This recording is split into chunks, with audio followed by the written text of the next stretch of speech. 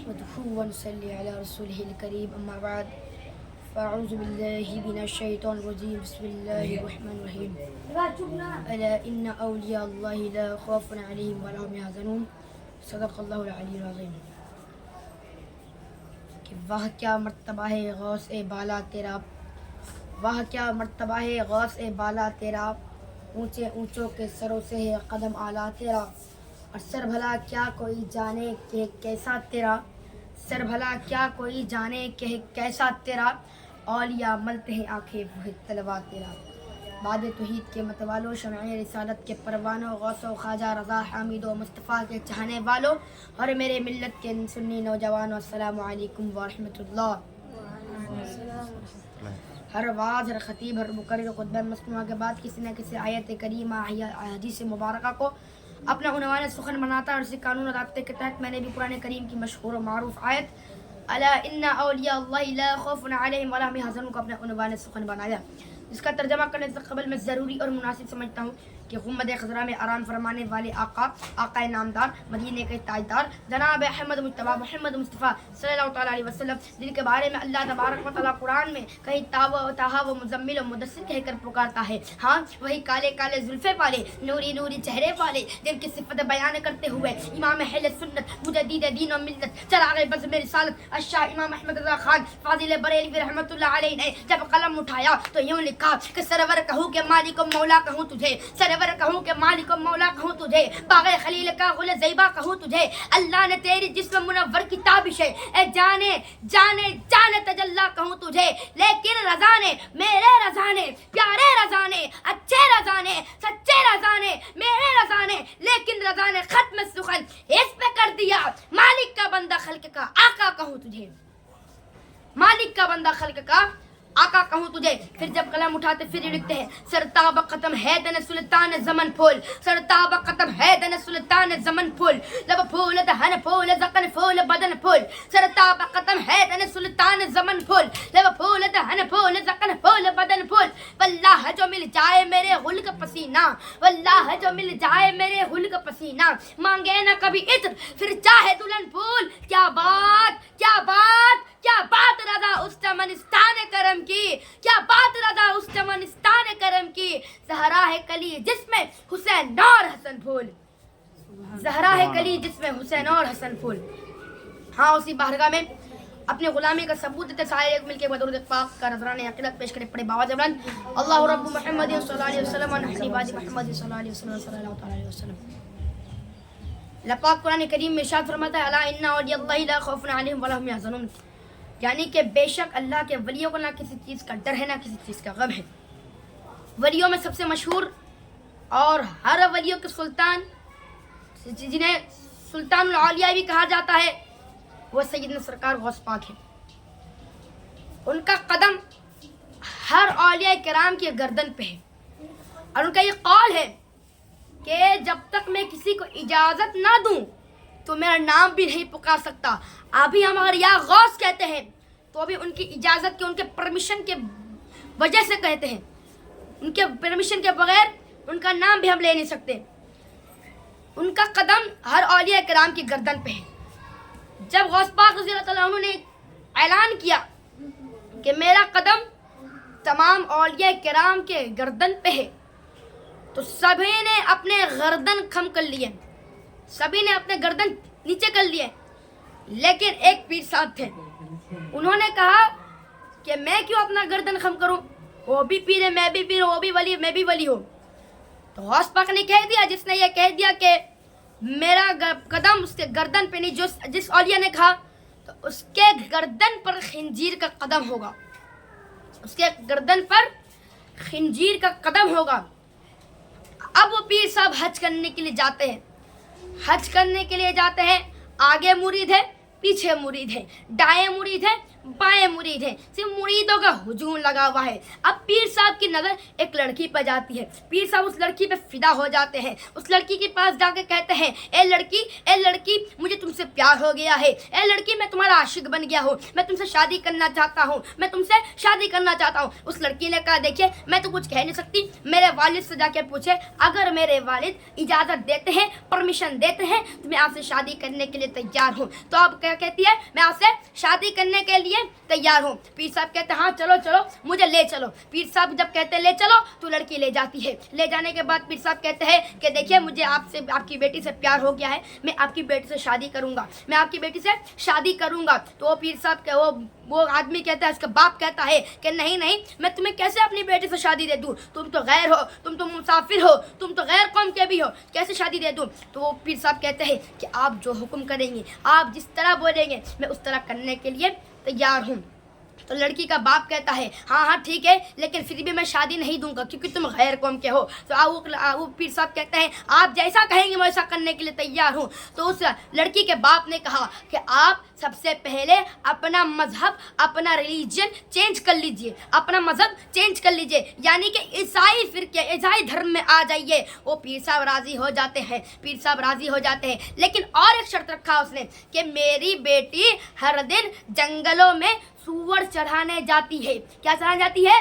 सूअर चढ़ाने जाती है, आपको भी जाना पड़ेगा। पीर साहब राजी हो जाते हैं, उसमें भी राजी हो जाते हैं। अब जब जब उसकी बेटी सूअर चढ़ाने जाती, अब गौर करिए, अब खुदा की कसम गौस पाक की बद्दुआ का असर देखिए। जब जब जब जब उसकी बेटी सूअर चढ़ाने जाती तो पीर साहब भी साथ में जाते, पीर साहब भी साथ में जाते। कभी कदार जब सूअर नहीं चलते तो पीर साहब उसको अपने गर्दनों में लगा लेते, उसका कदम गर्दनों पे पड़ता। गौस पाक ने क्या कहा? जिसने ये इनकार किया मेरा कदम उसके गर्दन पर नहीं है, जिसने वली ने इनकार किया उसके गर्दन पर खंजीर का कदम होगा। वैसा ही होता है। ऐसे चलते चलते निकाह का वक्त सामने आता है, निकाह का वक्त सामने आता है।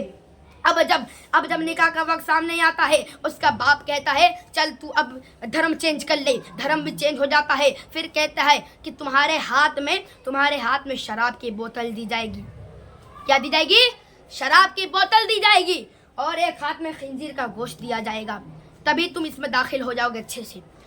तो पीर साहब राजी हो जाते हैं। तमाम मुरीदीन ये मंजर देख रहे हैं, तमाम मुरीदीन के अश्कों से आंसू बह रहे हैं, आंखों से अश्क बह रहे हैं, तमाम मुरीदीन ज़ेरो कतार रो रहे हैं। ये सब अल्लाह के पास दुआ कर रहे हैं कि या अल्लाह मेरे पीर और मुर्शिद को क्या हो गया, या अल्लाह मेरे मुर्शिद को क्या हो गया। कल तक तो ये पूरे मुरीदों का हुजूम लेकर चलते थे, कल तक तो ये ईसाइयों को मुसलमान में लाते थे, कल तक तो ये गैर कौम को, गैर फिरकों को मुसलमान धर्म में लाते थे, अब इनको क्या हो गया है? आज ये मजहब चेंज कर रहे हैं। तमाम मुरीदीन रो रहे हैं, तमाम मुरीदीन की आंखों से अश्क बह रहे हैं। उतने में एक मुरीद ने कहा कि क्या तुमको याद है कि गौस पाक ने फरमाया था कि मेरा कदम तमाम औलिया के गर्दन पे है। तो पीर साहब ने क्या इनकार कर दिया? क्या कहा? वो भी पीर है, मैं भी पीर हूँ, वो भी वली है, मैं भी वली हूँ, मैं क्यों अपना गर्दन खम करूँ?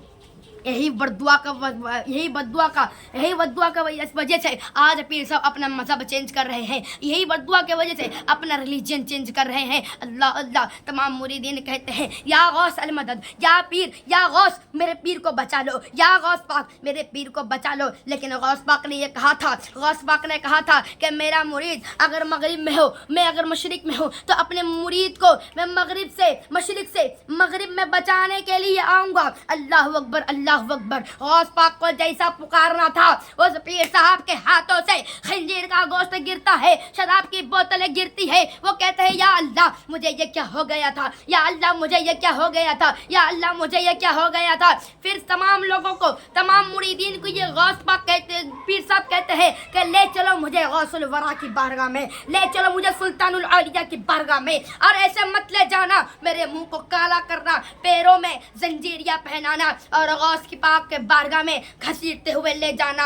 अलबत्ता ऐसा ही किया जाता है। गौस पाक के बारगाह में जब हाजिर किया जाता है, गौस पाक अर्ज करते हैं ए क्या हालत बना ली है अपनी, देख अल्लाह तुझे माफ करे। जैसा ही ये कहना था, उस पीर का वो पीर अपनी विलायत दोबारा वापस पा लेता है। इसीलिए किसी शायर ने कहा था निगाहे वली में वो तासीर देखी, निगाहे वली में वो तासीर देखी, बदलती हजारों की तकदीर देखी, बदलती हजारों की तकदीर देखी।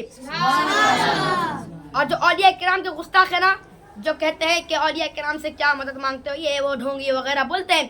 तो एक अब्दुल्ला तमीमी था, इस तरह कोई नाम था, एक इब्न सका था, और सैयदना अब्दुल कादिर जिलानी यानी गौस पाक थे। तीनों जब बगदाद के जामिया में पढ़ रहे थे, जामिया निज़ामिया में, तो ان کے کان میں خبر، ان لوگوں کے کان میں خبر گئی کہ بغداد میں ایک ولی کا، ایک غوث کی آمد ہوئی ہے جو بہت بڑے ولی ہیں.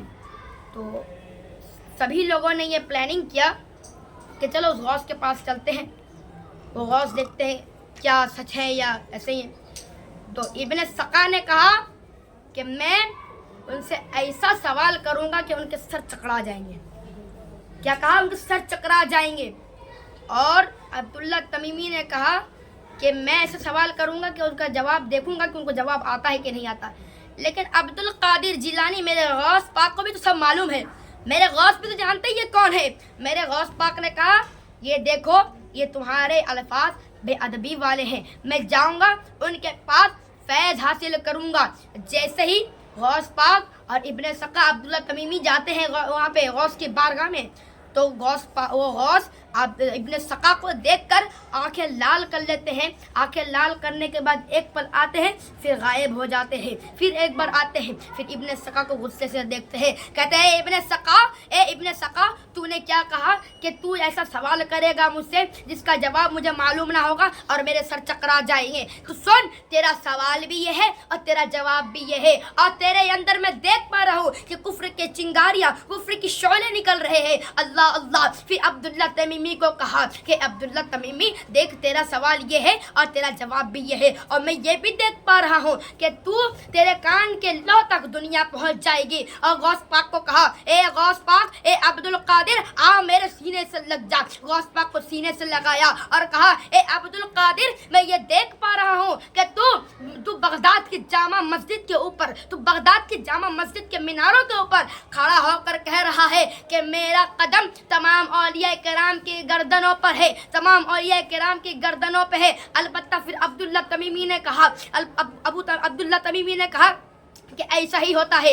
ابن سقا اپنے ہر چیز میں ماہر ہو جاتا ہے، تعلیم میں ماہر ہوتا ہے، ہر چیز میں ماہر ہوتا ہے، مناظرے میں ماہر ہوتا ہے. ایک مرتبہ اس کی عیسائی کے ساتھ مناظرہ ہوئی. عیسائی کے ساتھ مناظرہ ہونے کے بعد اس عبداللہ تمیمی نے اس کو ہرا دیا، عیسائی کو ہرا دیا. لاجواب بن گیا وہ عیسائی، اس کا جواب ہی نہیں تھا. اب اتنے میں عبداللہ تمیمی کی نظر اس عیسائی پادری کے بیٹی پہ نظر جاتی ہے. اب پادری کی بیٹی پہ فدا ہو جاتا ہے، کہتا ہے اپنے بیٹے سے شادی کرا دو. تو پھر پادری کہتا ہے کہ نہیں، ایسے شادی نہیں کراؤں گا، تم کو پہلے اپنا مذہب چینج کرنا پڑے گا تب میں شادی دوں گا. عبداللہ تمیمی یہ ابن سقا بھی راضی ہو جاتا ہے. ابن سقا راضی ہونے کے بعد سب کچھ ہو جاتا ہے. لاسٹ میں اس کے جسم میں کوڑے پڑ جاتے ہیں، اس کے جسم میں کوڑے کی بیماری ہو جاتی ہے، اور وہ اس کو جتنے پادری حضرات تھے سبھی لوگ مل کے اس کو اٹھا کے اپنے گاؤں سے باہر پھینک دیتے ہیں. اور تمام لوگ اس کو دیکھتے ہیں، دیکھو دیکھو یہی وہ گستاخ اولیاء ہے، دیکھو دیکھو یہی وہ گستاخ غوث ہے جس نے اس غوث کی بے حرمتی کی تھی، یہی وہ گستاخ ہے جس نے اس غوث کی بے ادبی کی تھی. اور وہ ابن سقا ایڑیاں رگڑتے مر جاتا ہے. پھر عبداللہ تمیمی نے کہا جس طرح اس غوث نے کہا تھا کہ تیرے کان کی لو تک دنیا پہنچے گی، البتہ ایسا ہی ہوا، میرے کان کی لو تک دنیا پہنچ گئی. اور جب یہ غوث پاک کو کہا تھا کہ تو جب بغداد کی جامع مسجد پہ چڑھ کر یہ کہہ رہا ہے کہ میرا قدم تمام اولیاء کے گردنوں پر ہے، تو ایسا ہی ہوتا ہے. غوث پاک بھی یہ کر دیتے ہیں. اسی لیے اولیاء کرام سے ہمیں کبھی الجھنا نہیں چاہیے، اولیاء کرام سے کبھی پنگا لینا نہیں چاہیے. ہمارے استاد کہتے ہیں قرآن میرے مولا کا ججمنٹ ہو گیا، قرآن میرے مولا کا ججمنٹ ہو گیا، ٹکرایا جو ولی سے وہ ایکسیڈنٹ ہو گیا. میں اپنی گفتگو زیادہ لمبی کرنا نہیں چاہوں گا. اللہ پاک ہمیں اولیاء کرام کا پکا عاشق اور سچا عاشق بننے کی توفیق عطا فرمائے. وما علینا الا البلاغ. السلام علیکم.